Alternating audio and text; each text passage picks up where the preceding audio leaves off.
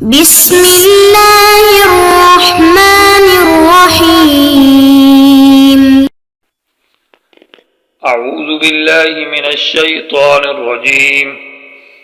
الذي جعل لكم الأرض فراشا والسماء بناء وأنزل من السماء ماء فأخرج به من الثمرات رزقا لكم فلا تجعلوا لله أندادا وأنتم تعلمون. محترم سامعین، آج کا سبق نمبر 67 ہے اور آیت نمبر 22 سورۃ البقرہ، اس کی تفصیل اور تشریح ہے۔ آیت کا عنوان ہے ادلہ عقلیہ بر دعوی توحید۔ یا ایھا الناس اعبدوا سے دعوی توحید کا ذکر تھا کہ عبادت صرف اور صرف اللہ ہی کی جائے۔ اس دعوے کے اوپر دلائل، پہلی دلیل کا ذکر ہو چکا ہے آیت نمبر 21 کے اندر، جس کو دلیل عقلی انفسی، کہ اللہ نے تم کو پیدا کیا اور تمہارے آباء و اجداد کو بھی اللہ نے پیدا کیا۔ معنی خالق اللہ ہے، اس لیے اعبدوا ربکم، عبادت بھی اللہ کا حق ہے۔ اس آیت کے اندر الذی جعل لکم دلیل عقلی آفاقی ہے، اطراف عالم سے دلیل پیش کی جا رہی ہے۔ آفاق اطراف عالم کو کہتے ہیں، اور اس میں اوپر سے یعنی آسمانوں سے جس کو دلیل علوی، اور زمین جس کو دلیل سفلی کہا جاتا ہے، اور درمیان میں بارش اور بادلوں کے حالات، اس کو دلیل وسطی کہا جاتا ہے۔ گویا کہ ربکم کی تفصیل اور تشریح ہے۔ الذی جعل لکم الارض، یہاں سے مواد التربیت کو ذکر کیا جا رہا ہے کہ اللہ تبارک و تعالی نے خلق انسان کو پیدا کرنے کے بعد اس کے اسباب تربیت اور مواد تربیت کو بھی اللہ نے پیدا کیا ہے۔ اسباب کو پیدا کرنے والا بھی اللہ، بارش، خوراک اور زمین اور اس کے اسباب جو جتنے بھی ہے، کھانے کے، پینے کے، لباس کے، رہائش کے، اور ان اسباب کے اندر تاثیر بھی اللہ نے پیدا کی ہے۔ اس لیے یہاں سے مواد التربیت کا بیان ہے۔ الذی جعل لکم الارض فراشا، یہ دلیل عقلی اعترافی ہے، کیونکہ مشرک بھی اس بات کو مانتے تھے کہ زمین کو اللہ نے بچھایا ہے، اس طرح آسمان اور اس طرح کائنات کو اللہ نے پیدا کیا ہے، بارش اللہ برساتا ہے۔ تو جب دلیل مسلم ہے تو گویا کہ دعویٰ بھی مسلم ہے کہ اعبدوا ربکم، عبادت اللہ ہی کی کرنی چاہیے۔ الذی جعل لکم الارض، جعل بمانا خلقہ کے ہو تو فراشن ترکیب میں حال بنے گا۔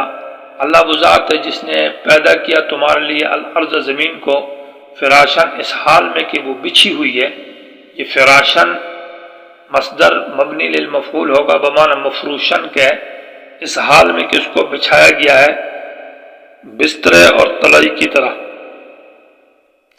جس طرح کہ، اور اگر جعل بمانا سیرہ کے ہو تو یہ فراشن مفعول ثانی ہے۔ الذی جعل لکم الارض فراشا، اللہ وہ ذات ہے سیرہ جس نے کر دیا زمین کو فراشن، بچھا ہوا، یعنی بچھی ہوئی زمین بنا دی اللہ نے۔ الارض جو ہے یہ قرآن میں ہر جگہ مفرد استعمال ہے اور اس کو جمع استعمال نہیں کیا، اس لیے کہ اس کی جمع اراضی آتی ہے اور وہ غیر فصیح لفظ ہے، فصیح اور بلیغ نہیں، اچھا اعلیٰ لفظ نہیں ہے۔ تو قرآن الفاظ فصیحہ استعمال کرتا ہے، غیر فصیح الفاظ استعمال نہیں کرتا۔ البتہ یہ بات کہ زمین 7 ہے تو سورۃ طلاق کی آیت سے یہ بات ثابت ہے کہ زمین 7 ہے، اور ایک حدیث صحیح بھی اس بات میں موجود ہے کہ زمین 7 ہے، کہ جو آدمی کسی کی ناحق زمین دبائے گا تو قیامت کے دن 7 زمینوں میں اس کو دھنسا دیا جائے گا۔ تو اس حدیث صحیح سے ثابت ہے کہ زمین 7 ہے۔ ہاں یہ ثابت نہیں ہے کسی حدیث صحیح سے کہ زمین اکٹھی ہے 7 یا جدا جدا ہے، یہ بات ثابت نہیں، البتہ اتنی بات ثابت ہے کہ زمینیں 7 ہے۔ جعل لکم الارض فراشا والسماء بناء، اور آسمان کو اللہ تبارک و تعالی نے یہاں زمین کو فراش اس لیے کہا ہے کہ فراش تو بسترے کو کہتے ہیں، نہ نرم ہے اور نہ سخت ہے، اتنا نرم بھی صحیح نہیں ہے کہ اس میں انسان بالکل دھس جائے زمین کے اندر، اور اتنا سخت بھی نہیں جس پر کوئی کروندہ نہ ہو۔ یہ فراشن بمانا کل فراش کے ہے، یعنی بسترے کی طرح ہے۔ زمین کے مختلف حالات ہیں۔ زمین کو یہاں فراشن کہا ہے اور ممدودن بھی کہا ہے، پھیلائی ہوئی ہے، اور مہد بھی زمین کو کہا ہے بمانا جھولی کے، ماں کی جھولی کی طرح ہے۔ زمین کو قرار بھی کہا ہے، مانا اپنی جگہ ٹھہری ہوئی ہے، قرار کھڑی ہے۔ بساط بھی کہا ہے، مانا بسترے کی طرح بچھی ہوئی ہے، اور کفاتن بھی کہا ہے۔ کفاتن مانا جو لپیٹنے والی ہے، یعنی جس نے زندہ اور مردوں کو اپنی لپیٹ میں لیے ہوا ہے۔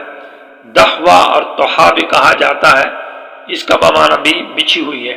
مستقر بھی ہے، لیکن لفظ فراش یہ جامع صفت ہے، اس میں تمام فوائد آ جاتے ہیں۔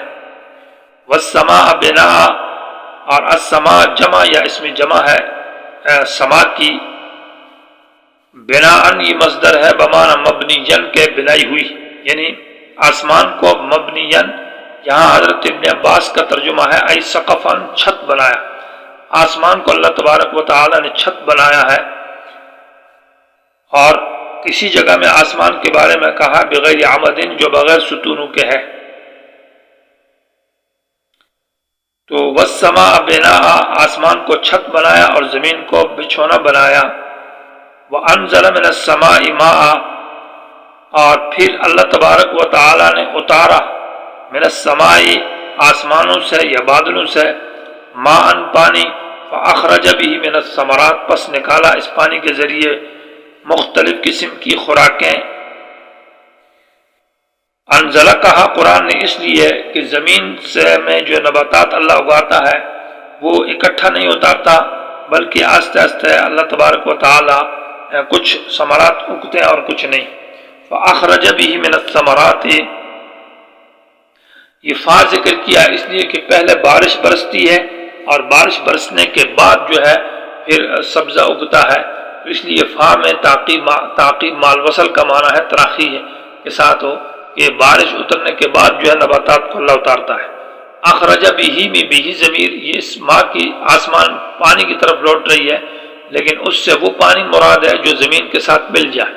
تو گویا کہ ہر پانی سے اللہ سبزہ نہیں پیدا کرتا، بلکہ اس پانی سے سبزہ اللہ پیدا کرتا ہے جو زمین کے ساتھ مل جائے، مخلوط ہو جائے۔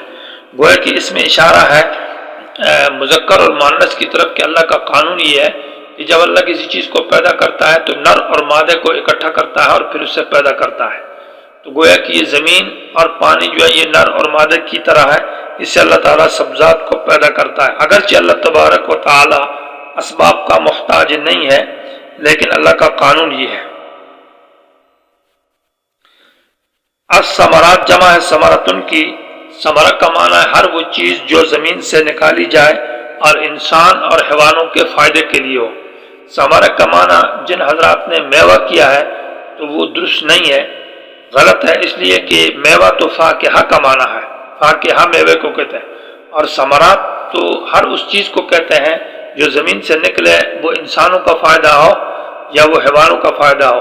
اس میں تیل بھی داخل ہے، پٹرول، معدنیات، لباس، کپڑے، دوسرے لوہا، مختلف قسم کی چیزیں، یعنی کھانے کی، پہننے کی اور لباس کی۔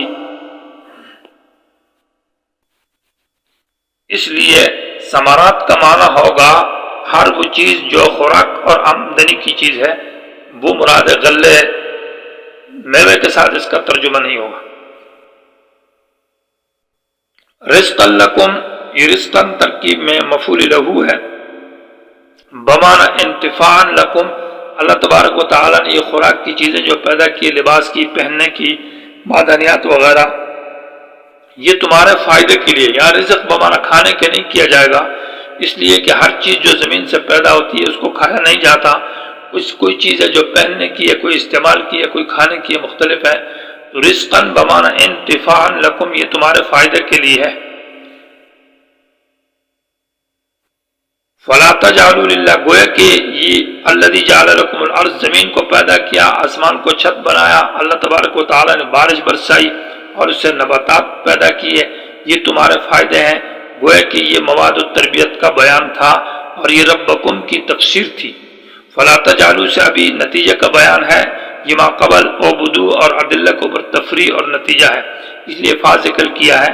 تو فلا تجعلوا، یہ جعل بمعنی اعتقاد کا ہے، فلا تجعلوا من عقیدہ مت رکھو، مت سمجھو، للہ اللہ کے لیے، اندادن شرکا کا، یہ عقیدہ نہ رکھو کہ اللہ کے ساتھ کوئی اور بھی شریک ہے، کیونکہ وانتم تعلمون، تم کو دلائل سے معلوم ہو گیا کہ یہ چیزیں اللہ نے پیدا کی، آسمان کو، زمین کو، تم کو، تمہارے باپ دادے کو اور مواد التربیت کو، تو پھر اللہ کے ساتھ ان چیزوں میں کسی اور کو شریک کیوں بناتے ہو؟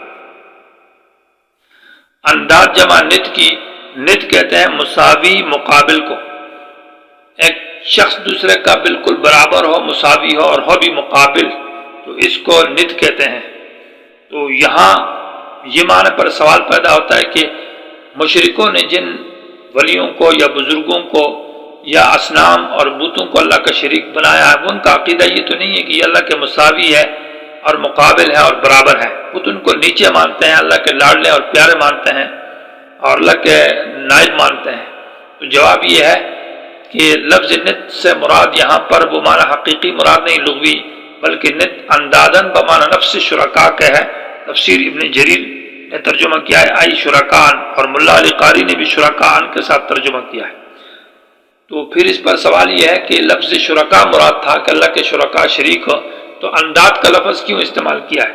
گویا کہ اللہ کی صفت ان کو دے دی اور اللہ تعالیٰ کے ساتھ ان کو خدائی صفات میں شریک مانا، تو گویا کہ یہ ان کو مساوی کر رہا ہے، برابر کر رہا ہے۔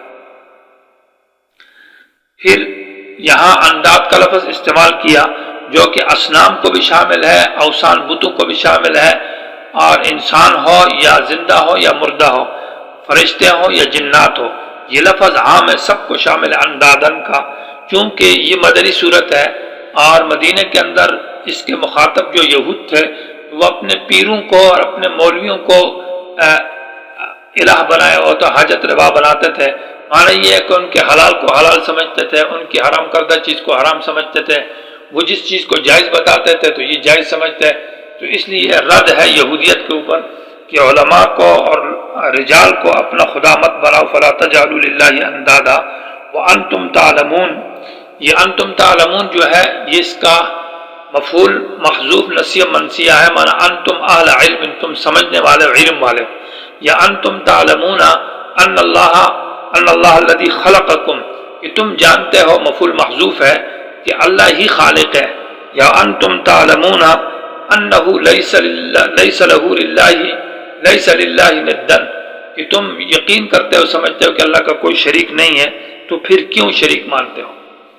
تو ترجمہ آیت کا یہ ہوگا الذی جعل لکم الارض فراشا، اللہ وہ ذات ہے جس نے بنایا زمین کو تمہارے لیے بچھونا، والسماء بناء، اور آسمان کو چھت، وانزل من السماء ماء، اور اتارا آسمانوں سے بارش کو، فاخرج بی من الثمرات رزقا لکم، پس پیدا کیا اس بارش کے ذریعے، من الثمرات ہر قسم کی خوراک، رزقا لکم تمہارے فائدے کے لیے، فلا تجعلوا للہ اندادا، پس نہ سمجھو اللہ کے لیے شرکا، وانتم تعلمون، حالانکہ تم جانتے ہو کہ اللہ خالق اور مالک، اللہ کا کوئی شریک نہیں۔